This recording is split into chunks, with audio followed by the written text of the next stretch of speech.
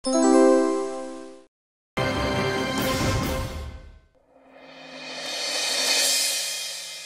রে বুদ্ধু, চা নিয়ে আয়। যাই বাবু।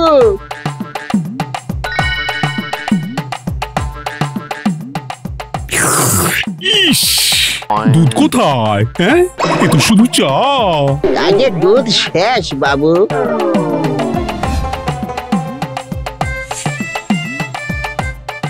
বাবা বাবা, আজ না চাইতেই সকাল সকাল চা নিয়ে এলি বুদ্ধু। হ্যাঁ, দে দে দে দে দে। ইস, চা কোথায়? হ্যাঁ, এ তো শুধু গরম জল। আগে চা পাতা শেষ বাবু। তাহলে কি কাল সকালে শুধু কাপ প্লেট খেতে দিবি আমাকে? কিন্তু আমি এতটা বোকা নই বাবু। শুধু কাপ প্লেট দিলে কি আর খাওয়া যায়? সঙ্গে একটা বিস্কুটও দেবো আপনারই, আপনি চিন্তা করবেন না। চুপ, অবশ্য তোকে বলে কি লাভ? আমি তো তোকে বাজার করার টাকা দিতে পারছি না। শোন বুদ্ধু, আগামী কয়েকদিন একটু অভাবের মধ্যেই যে সংসারটা চালাতে হবে, তাই একটু চোখ কান খোলা রেখে চলবি। কোনো জিনিসই একবার ব্যবহার করেই ফেলে দিবি না। মানে? এই যেমন ধর, একদিন ভাত করে ভাতের ফ্যান ফেলে দিতিস, তা এখন থেকে দিবি না। ওই ফ্যান নুন দিয়ে খাওয়া যাবে। তারপর ধর ফুলকপির পাতা, পটলের খোসা আগে ফেলে দিতিস, এখন থেকে ওটা বেটে ভাতের সঙ্গে খাবো। বুঝেছিস? হ্যাঁ, বুঝে গেছি। এই অভাবের সংসারে কোনো জিনিসই ফেলা যাবে না। হ্যাঁ, সাবাস বুদ্ধু, একদম ঠিক বুঝেছিস।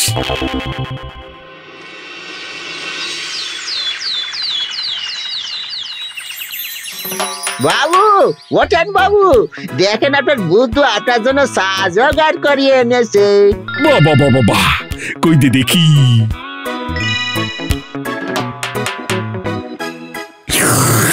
আহ, দারুণ। তা ঘরে তো চা পাতা ছিল না, কোথা থেকে জোগাড় করলি শুনি?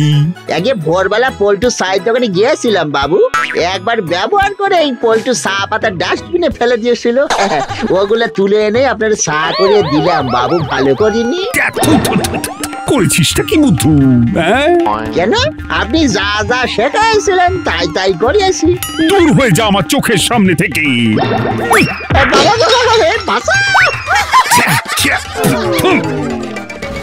আমি তো বাবুরে সকাল সকাল চা করিয়ে দিয়েছি, তার জন্য এত রাগের কি আছে বুঝি না বাপু।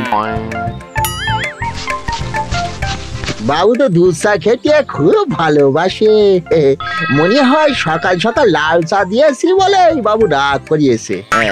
এবারে বিনি পয়সায় দুধের ব্যবস্থাও কেমন করে হয়ে গেল। বাবু গো, বুদ্ধুরাম আপনার জন্য কত ভাবে। আয় আয় আয় আয় আয়, দেখিনি আয়। আই, এটাকে কোত্থেকে ধরে আনলি বুদ্ধু?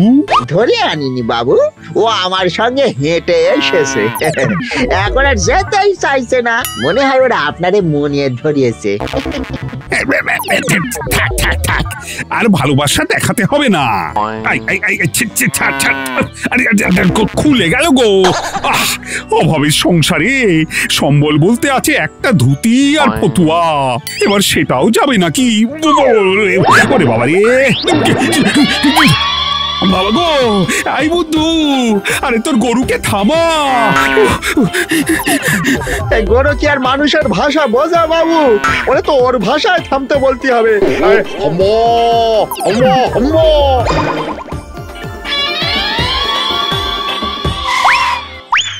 কি টানা মামা তুমি?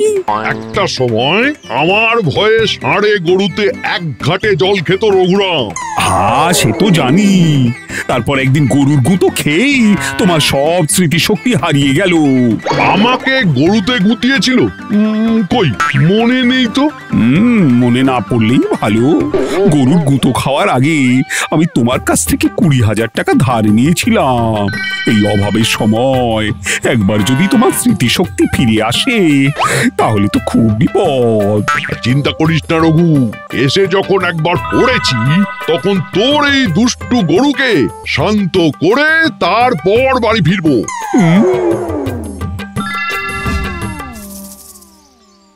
এ কি রঘু, তুই ফ্যান খাবি? ফ্যান নয় মামা, এটা এটা ভাতের স্যুপ, বিদেশি খাবার। তুমি ভাত খাও। আমার বাবু কত কিছু জানে, এতদিন আমিও জানতাম এটা ভাতের ফ্যান বলে। হ্যাঁ, চুপ কর বুদ্ধু, মামাকে তরকারি দে।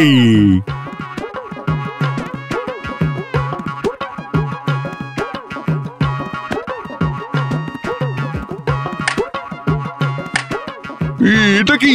একে পটলের খোসা বাটা, ইংরেজিতে এটারে কি বলে বাবু? তোর মাথা বলে। ও বুঝেছি, তাহলে ভাত দিয়ে আমার মাথা কান মেখে খেয়ে নিন মামা। দূর দূর দূর, এসব ছাই পাশ দিয়ে ভাত খাওয়া যায় নাকি? একটু গরুর দুধ হলেও ভাত দিয়ে মেখে খাওয়া যেত। ইয়ার এমন কি ব্যাপার, গরু তো বাইরেই আছে। যাক, কোনো একটা উপকারে তো আসবে ওই গরু। বালতি নিয়ে আয় বুদ্ধু, টানা মামার জন্য আমি আজ দুধ দুইব। পারবি তো রঘু? তোমায় ভালো খাবার খাওয়াতে পারিনি মামা, কিন্তু গরুর খাঁটি দুধ নিজের হাতে দুয়ে খাওয়াবই। এ ভগবান, আমার বাবুরে রক্ষে করো, বড় ভালো মানুষ আমার বাবুটা। চুপ কর বুদ্ধু, এমন ভাব করছিস যেন সংসার ছেড়ে হিমালয়ে চলে যাচ্ছি। তাহলে কি বলবো আপনি বলেন? একটা কথাও বলবি না, চুপ করে দাঁড়া।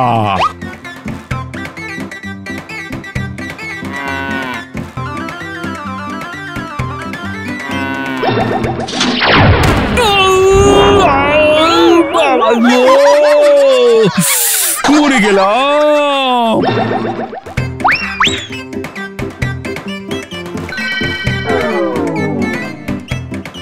খুলেছে, আমার বাবু চোখ খুলেছে, খুলেছে। বাবারে, মাথাটা খুব টনটন করছে। আর কোনো ভয় নেই, ডাক্তার এসে তোকে ওষুধ দিয়ে গেছে রঘু। আমি ঘর ভেঙে ডাক্তারের ওষুধের দামও দিয়ে দিয়েছি বাবু। কত দিলি? একে 1000। হে, ভুল হয়ে গেছে গো, 500 বললে বাবু জ্ঞান হারাতো না।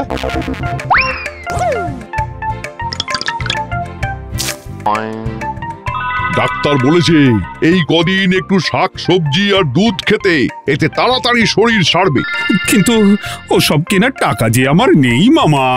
টাকা নেই তো কি হয়েছে বাবু, বুদ্ধি তো আছে।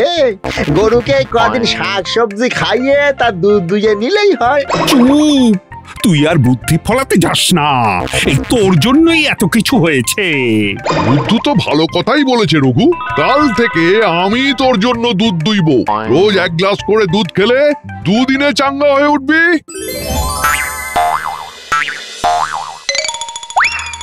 ব্যায়াম করলে বুঝি গরু বেশি দুধ দেবে? না রে বুদ্ধু, শরীরের সব মরচে ধরা কলকবজা ছাড়িয়ে নিচ্ছি। দুষ্টু গরুকে শান্ত করতে অনেক হ্যাপা কিনা।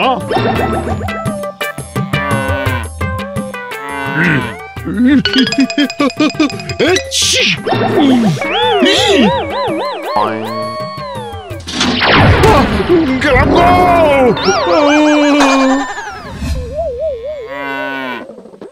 এবার কি হবে বুদ্ধু?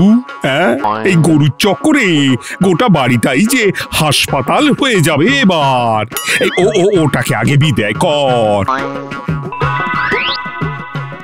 কি, আমি তোর বাড়িতে কবে এলাম রঘু?